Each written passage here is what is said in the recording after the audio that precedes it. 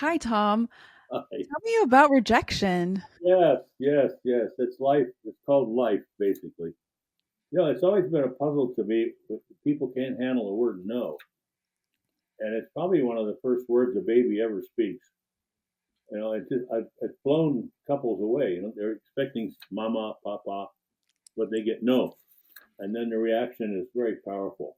Uh, so we teach our children what not to do. But we make them immune to rejection. They take rejection as personal, and it's not. And it's always puzzled me as to why it just stops people in their tracks sometimes. Rather bothersome. So that's why I've been writing about it and researching it for quite a long time. So tell me about your career. When did you start your career and why are you so fascinated with rejection? Well, it's I got rejected very early in life. Um, nothing to do with my parents. I'm a large person and part of minorities. And being large is an assumption that anything I did wrong, it was my fault. A big guy like you should have known better. I was told by my father, who was a boxer, don't ever hit anybody. So it's like, who am I and where am I? For reasons that we won't go into on this broadcast, I got kicked out of high school. It was either a choice of reform school or join the military. So I joined the Navy, and I learned the importance of being wrong. I think that is a key factor in your life. You have to understand how important it is to learn when you're wrong. It's the only state in life where you're actually going to educate yourself is to find out what you don't know. And if you are terribly bothered by people telling you the truth, they won't tell you the truth. If you can't take it, they won't. So what I learned in the military, it's important when you do something wrong to get it right very quickly because your life could depend on it. So that's basically what I did for 20 some odd years. And then I left the Navy to help my dad after my mom died. And went into consulting in companies and did the same thing, help people understand, what works, what doesn't, and why. And had a career 40 some odd years doing that. Then I took up writing a long time ago because people wanted to remember it. So the only way you remember anything is have it in writing. So I've been writing. I think this workbook we're going to be talking about is my sixth or seventh publication. So it's always been a joy for me to share what I've learned with people. And then I get a lot of feedback from people like you, former students and friends, who are willingly share with me what they don't like about what I'm doing.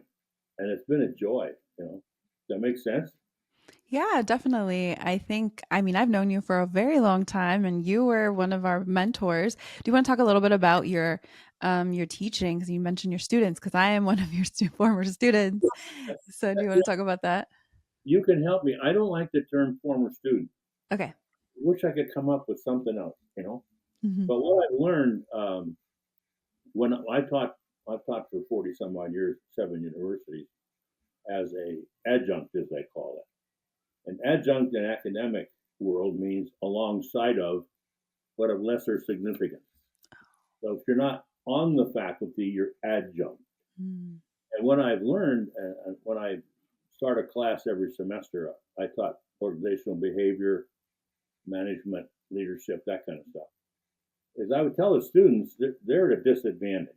They're going to be coming away with learning only what I know. And I'm going to be able to come away with learning what they know. So if I've got 30 students, I come away with 30 times. And once they understand that being right is not important, I learn all kinds of stuff. I've made some deans and some university chairman pretty unhappy because my way of giving a test, the final exam, is if you know the answer, give me the answer on the test. If you're happy with it, then you can leave. I'll grade it and you get a grade back. But if you're not happy, you're not sure, ask somebody else. Ask the person next to you. Ask somebody in your team. And almost every time, by the time we get into a final exam or a midterm exam, the whole room is just a buzz with people talking about stuff and arguing. And when they're done, they know a whole lot more. Um, and I've been called into the office more than once and say, your students are cheating because they all aced the exam. And I said, that's not cheating. I'm supposed to teach them something, and now they all know it. So that's kind of my history. The system kind of rejected me repeatedly, which is why I taught at 7 different universities. But it's fun. Yeah, I think that's my first memory of you when you came into the classroom and you said, I think if my students don't know the answer, I let them ask other people because in the real world, we're not going to be in a silo learning from like regurgitating information. We're going to ask other people. We're going to go on the internet and figure it out. And so that was such a, this is pre AI. So for me, I was Yeah, like, I've never met a professor that ever said that to me.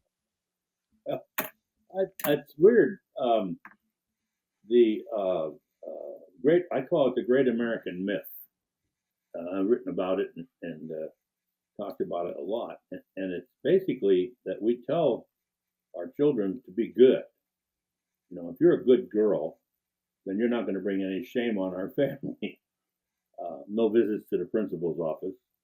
Uh, but the problem is being good, getting good grades, going to a good school, getting a good education will lead to a good job with good salary, good benefits, and then a good retirement. That's not true. It never has been. Look what's going on now. Every time we get into a recession, you realize, wait a minute. So we've been falsely pretending that being good is what's going to end up resulting in a life that you enjoy. That's only part of it. And if you're not good, then people should on you. SHOULD. You should have known better. You should not have done that. So it always ends up being your fault. So no wonder people back off of things and are a little bit hesitant in trying something new. It's the fear of being wrong, which is essentially what rejection confirms. If you're rejected, you come away thinking you've done something wrong. And what I've done with this book and the workbook we're going to be talking about is help people understand that no has 3 levels. The first level is no, not now, and then it's no, not then, and it may get to no, not ever. So when somebody says no, that isn't a sign for you to stop. It's a sign for you to figure out what's behind that, see if you can overcome it before you move on or give up. Does that make any sense? Yeah, definitely. I think we've been working together on the so we worked on 2 books together. I just helped Yeah. publish it. I didn't write anything, but I learned so much from helping you about rejection. And it's interesting because I feel this weekend I was doing some research. I love video games. That's like my thing. I love video games. And I was thinking about rejection and I was like, what am I gonna ask Tom on Monday or today, right? Tuesday. And then I thought, I think to me, rejection sounds like it's like a video game. In a video game, when there's a challenge and it's like, oh, it's just a mission and you have to figure out this mission. That's what rejection is. It's not, it's an invitation for a challenge or for a mission. And so it really helped me rethink rejection. So it's like, it's a way of redirecting it instead of saying, "Oh, I'm bad, I'm wrong." It's like, "No, I have a mission now. Let me figure this out." Exactly. And when you get into that, there's 7 action steps in this little tiny simple brochure booklet. and one of the steps is to understand that learning takes place when you get to a state of what's called conscious incompetence. I'm aware of what I don't know. Now that hurts. Rejection is painful and it may last for a while. I think one of my biggest rejections, which I can probably get around to asking at some point, on my first book, which was bought up by the American Management Association on dysfunction, Oprah Winfrey was going to have me on her show. And we were getting ready to produce somewhere between 750,000 and 900,000 books that were going to be available in Barnes and Noble, and the world was going to open up to me, and I was going to be, another Tom Peters. It turns out the Texas Cattlemen's Association sued her for a comment she made about beef not being healthy. So she's down in Florida going through this tremendous experience, and she runs across Dr. Phil, the psychologist. Falls in love with Dr. Phil. So Phil was in, Tom's out. And my publicist and the people that were working with me um, called me up and said, Oprah doesn't want you on the show anymore. Holy cow. Fortunately, we had not printed up all those books. Otherwise, I'd have probably lost all that money. But it took me about a year and a half to get over that, to say, now what? And a friend of mine, which is why it's important to have a support system, a friend of mine gave me a book about being lost in the wilderness. Mm. I came over to Carmel and spent the summer over there thinking it through. And that's not the end of life. And then I found out later from other people that often Oprah, after taping, after commissioning all these books to be shipped out to Barnes and Noble, didn't like the result and canceled the program. So there were many, many authors that are stuck, or distributors, publishers with 750, 900,000 books because she didn't air the show. So there's a lot to be learned from the pain of rejection. That's all I can tell you. Yeah, so let's talk about your first rejection book. Can you tell me about it and what inspired it, and what can, especially because I know you wanted to talk about Gen Z and millennials really need a lot of help with dealing with rejection because we are being rejected constantly. So how does your book kind of help? Because I know you talk about your students who you worked with, and so helping them deal with rejection. Well, it's what we've ended up with in my generation. The generation that followed me has done this. We are known as the greatest generation. I don't know why. I don't know what we've done so great. Left you guys a mess.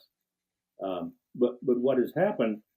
There's a survey that I was made aware of in early just before COVID. It was published in 2019.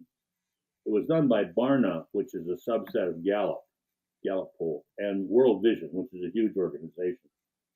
They surveyed 15,000 young people in ages 18 to 35 in 23 countries to ask them, how are you? How are things going?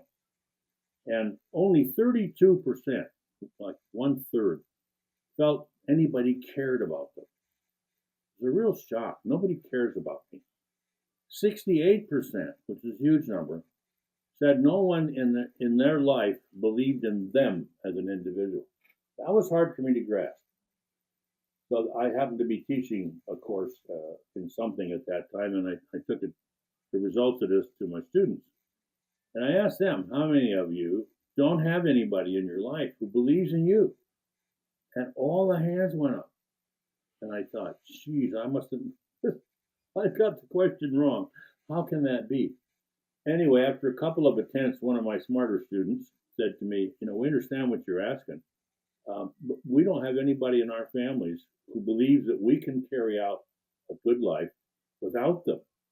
Mm. And it's about this time we had this thing called helicopter parents.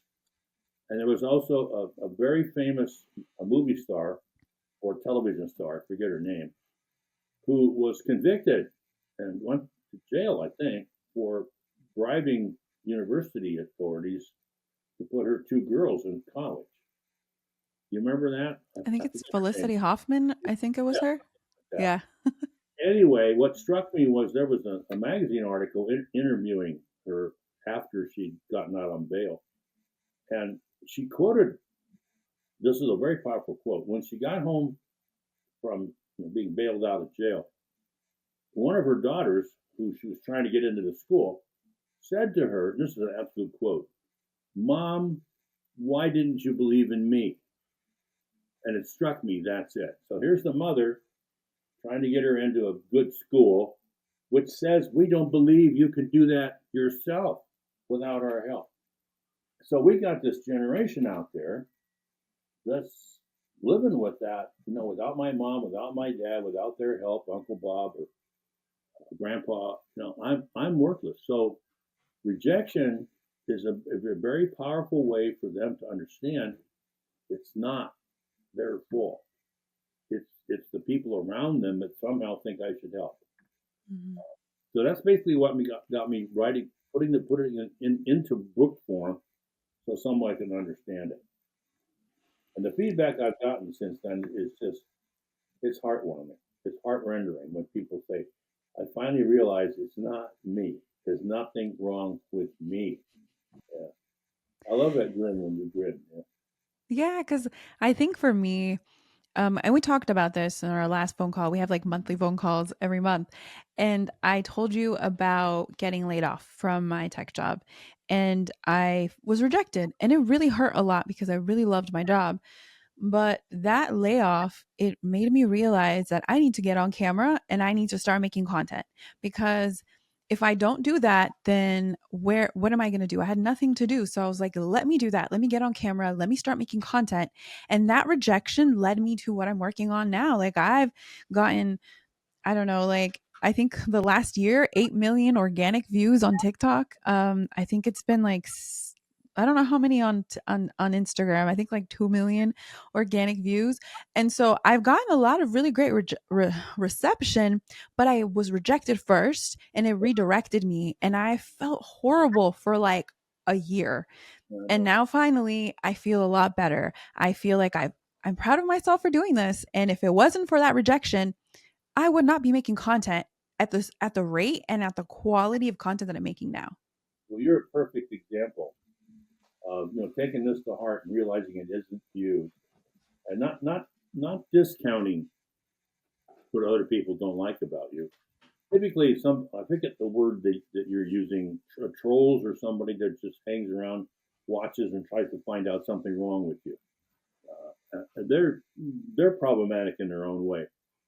That's there's 5 reasons people reject you. We won't go into uh, right now, but one of the reasons is they don't like anything about you. Period. And there's nothing you can do about that. Let them go. Smile, give them a kiss, and send them on their way. You can't change their mind. So it's best to find out those kind of people very, very quickly, and pray for them. Because they're going to need some help along the way. But there's a lot to be learned, tremendous amount to be learned when you're rejected. It's often somebody's giving you a gift to help you identify something you didn't know about yourself, I and like that. Can you talk more about that a little bit? Like, well, how can we view it from being like this attack on our personal selves to a gift? it's there's something about you that you don't do well. I learned coming out of the military, pretty rough language. And I had a really good friend of mine now, many years ago, told me after I gave a speech at a conference in LA or something, came up to me and he said, you use a lot of foul language. It's not necessary. And I said, what foul language? What are you talking about? When I'm using hell and damn and whatever. And it just realized that's not good.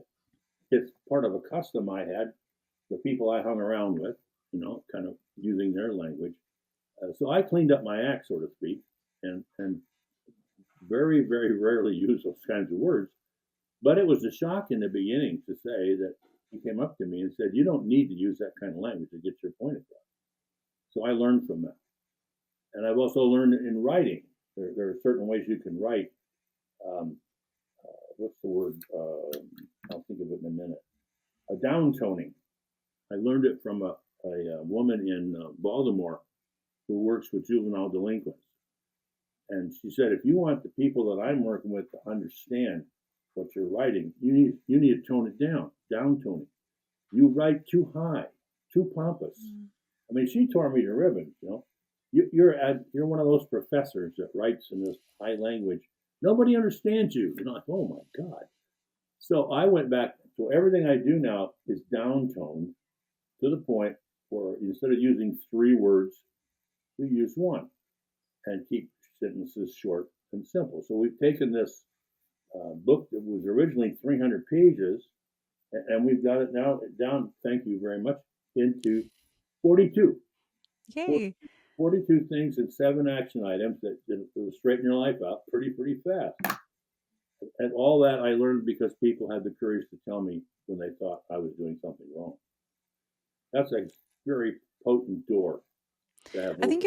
I think you have to be open to it because I feel like you're a very open person where someone can give you feedback and you will hear what they're saying. And I think that's also a thing where when you're being rejected, also to be open to hearing why you were rejected. Because that's also really difficult because you're feeling the tinge of rejection and then now someone's going to tell you why. So how do you deal with that? Well, it's practice. You have to practice it. Um, there's an acronym that I encourage people to use. It's called WAIT, WAIT, WAIT, which means why am I talking? When people get, quote, caught doing something wrong, you see that now in interview. Whenever they interview some politician and they caught him doing something wrong, they just go off all over the place. They just continue to talk. They don't shut up and learn or listen to anything. So if you listen, be quick to listen, slow to speak, slow to anger. It's one of the proverbs from the Bible. Be quick to listen. In other words, shut up. It hurts. It hurts. But you're going to learn something valuable here. And if you don't shut up, the person will not gift you with this important piece of information. And it takes practice. It takes a belief in yourself and it takes practice.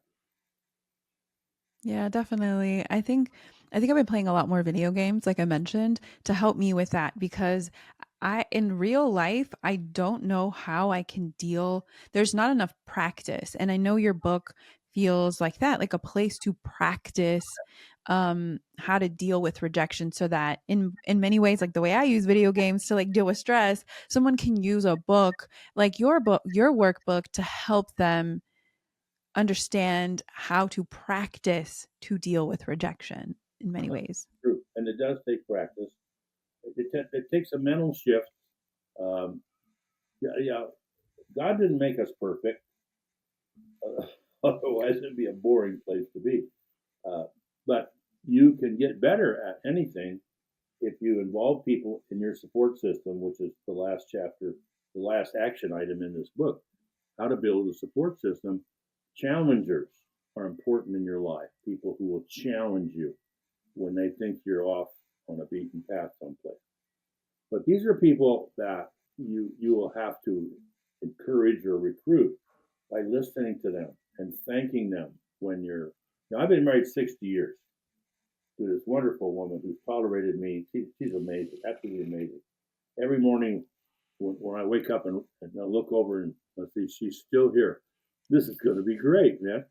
But she doesn't hesitate to correct me. She's English, very proper woman, and she corrects me very quickly when I've done something that bothered her. Now, it's upset me often. Who the hell does she think she is? There's the word again.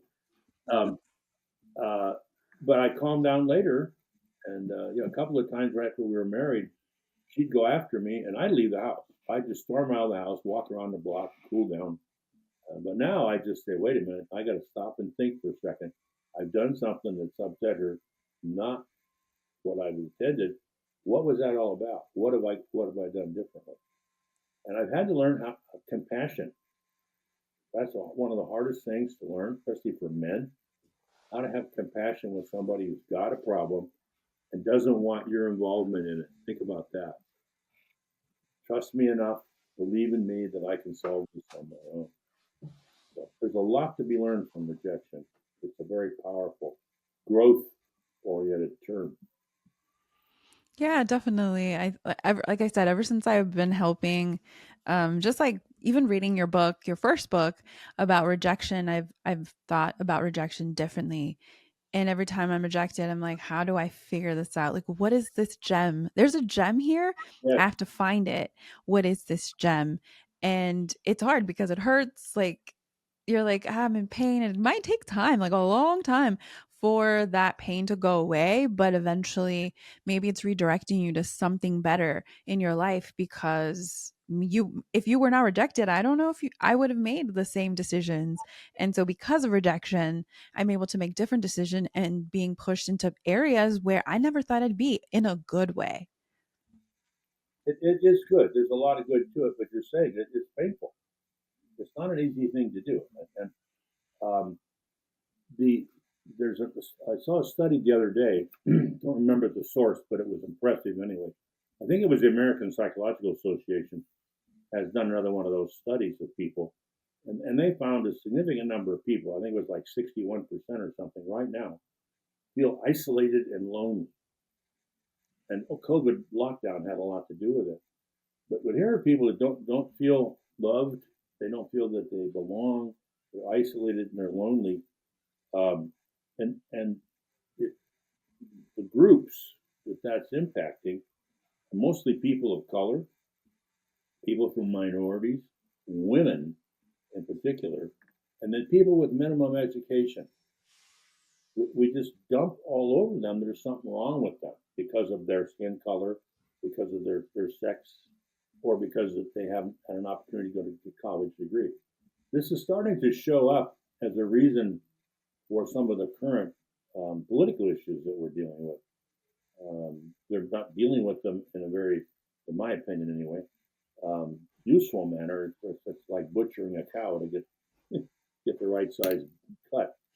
But this country again has favored people who are in this particular category. So the top 10 schools. Some of the parents that I've known, I live in Monterey, California.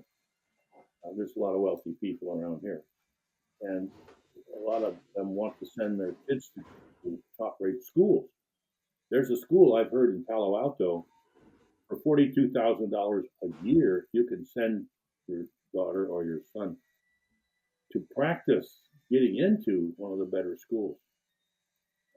So I say to the parents, these are wealthy people. Why would you want to do that to your child? You're sending your child, think about this. You're sending your child to a school that has a long waiting list. The majority of people will never get in. And those that do get in have a hard time staying in because the competition for good grades and that's what matters to good grades. But the problem they run into, and I've mentored quite a few wealth sons and daughters of wealthy people who feel that their education was wasted. I spent all that money, I don't know anything. What do I do?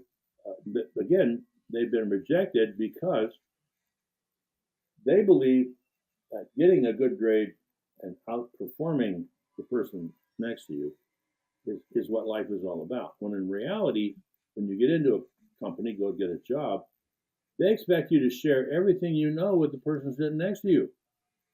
That's called collaboration. And in the school setting, that's called cheating.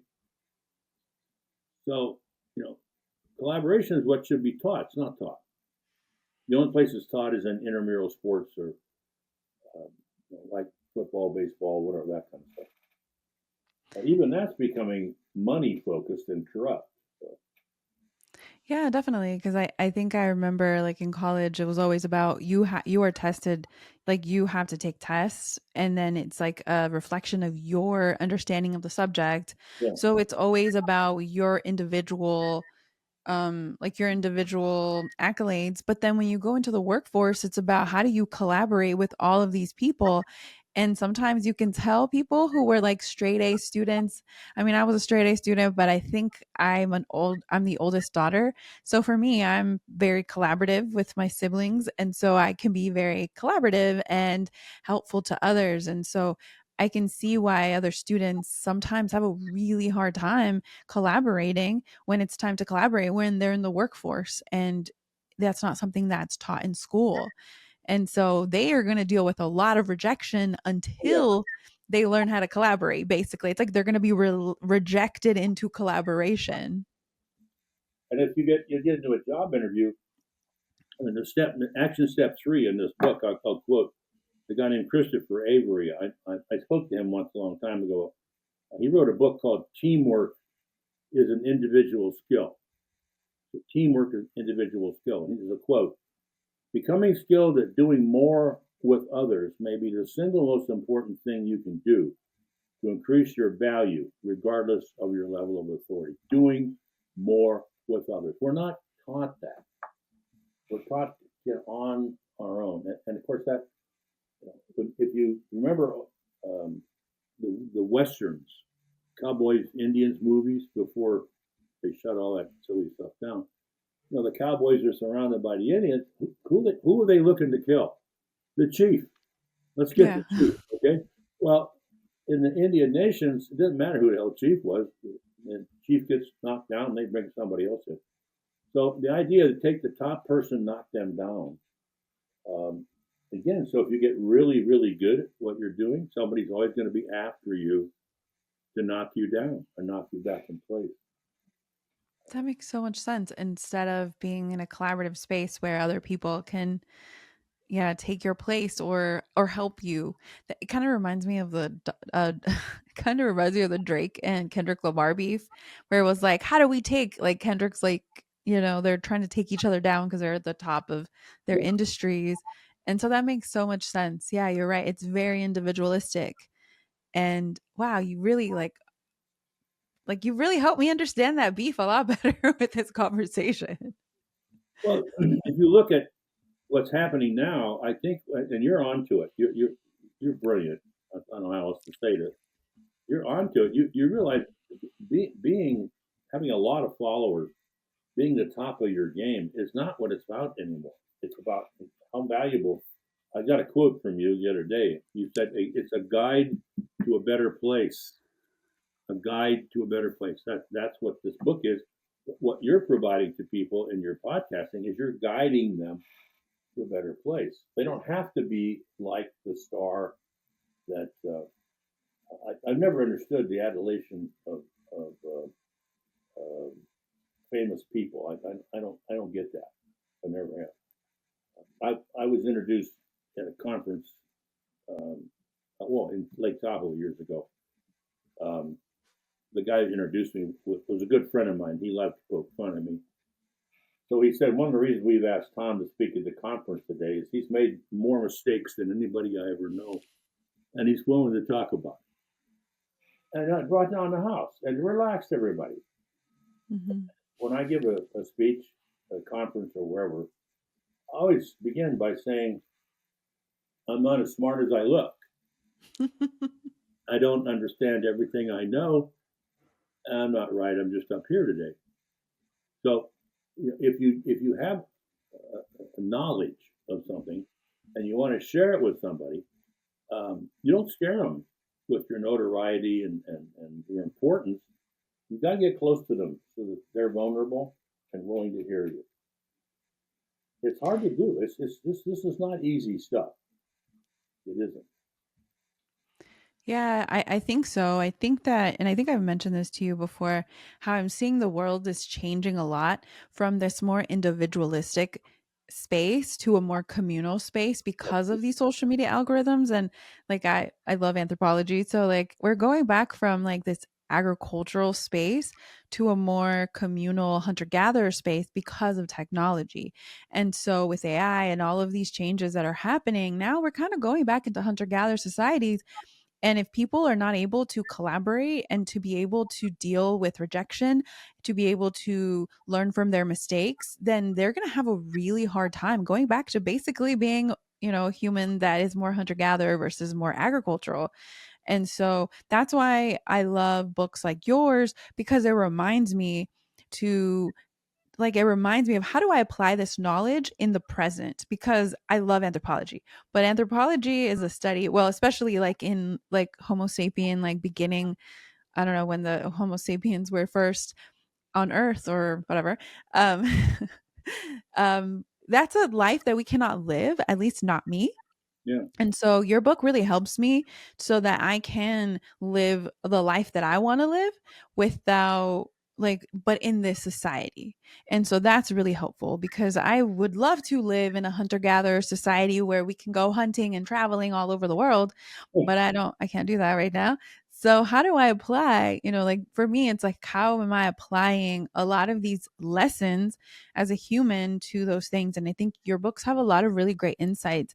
I think that you have from that perspective of helping people learn how to collaborate. And with collaboration comes rejection, but that's okay because it's only there to help you improve. And I think that's what I've learned a lot from you is rejection is just like a way to help you improve.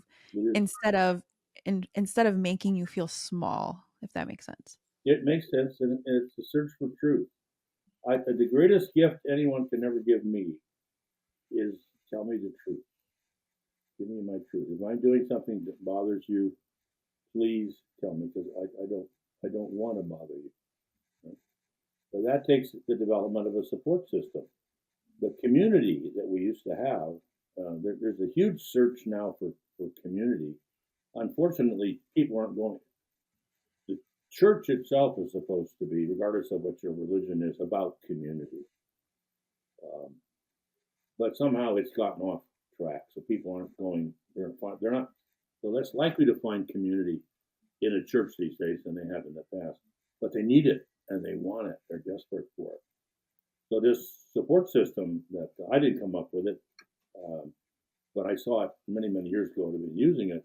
You put people in your support system in different categories so that you have this community. It doesn't have to be the good news about you. You and I are in a community. I think the last time I actually saw you physically was got to be 15, 16 years ago. Yeah. Yeah, I think so. But here we are in a community Yeah. face to face. Social media is a mechanism for doing that. And I think social media, it looks like it's working its way more toward a valid method of communicating truth than it has been in the past, which I think is really worthy of pursuit and consideration. Yeah, I think that's why I'm so excited about it because when it first started, it was communal and it kind of goes back and forth.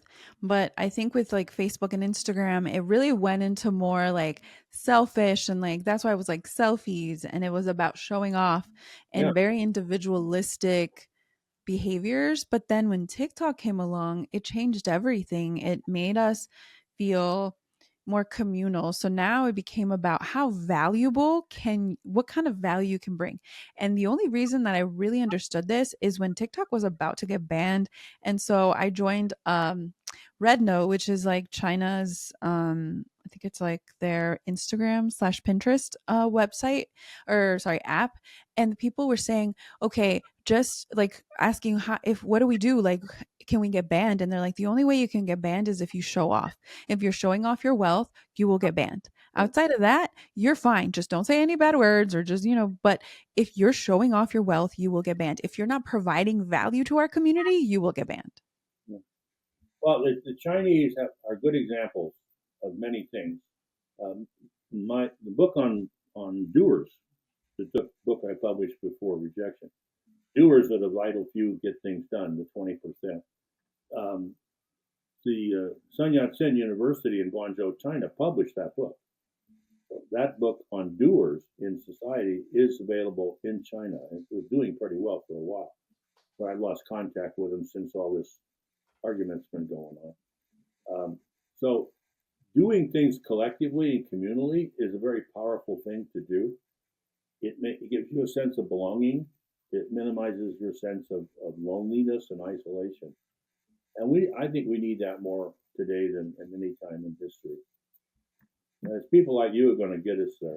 I'm so glad for that. Really am. Thank you. Yeah, Yeah, I mean, I feel more hopeful now. I think that I've really been able to just just feel more hopeful in the world. I think in the past I felt like, oh, everything was so much about brands and yeah, corporate, social media, and it was really draining emotionally as a ghost social media person that I was. It was yeah, very draining. And so now things are a lot better. Like like the person that's more communal has a better has a stronger voice, I think, and people support it more. And it's because honestly, it's because of the TikTok algorithm. That's what I think. I well, think that it's really helpful. And I mean it's translated into other algorithms too, like Instagram and Facebook. And so it's really helpful. I think people will see value if it adds to their life. We mentioned my granddaughter, but to cover it, Yes, tell us about that. Tell us about your granddaughter, about what it means. Like, what does the cover mean, and who made this? see the cat running away.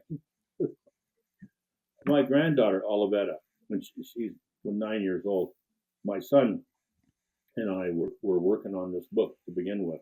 He had IT and experience, really good, and we were talking about rejection. And she said to me, "Grandpa, what's rejection?" You know, so I explained to her in small terms. It's when your friends on the playground don't want to play with you, or you don't get invited to the birthday party, that kind of thing. Oh, and she went away, and I didn't think anything more about it. A couple of days later, she comes back with this cartoon, and there's this cat. You can see the cat is running away from the two other cats who were talking about her, and she says, "Grandpa, is this rejection?" I said, "It sure is. Can I have that?" So I talked to her the other day, told her that I was going to put this on the workbook, and she said she's 13 now. She said, "Grandpa, do I get royalties?" You bet. Aw. We'll put the royalties in her college fund.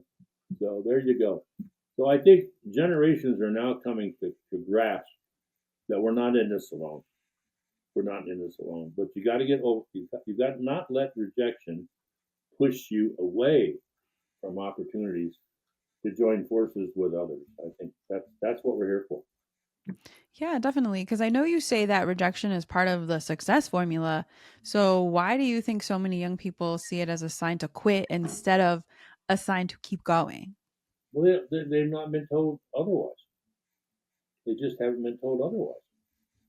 I've got several young people that are students that keep changing jobs. I get a call, I quit my job. Why'd you quit your job? They won't let me do what I want to do. Okay, what made you think they were going to in the first place? Uh, so it's not about you.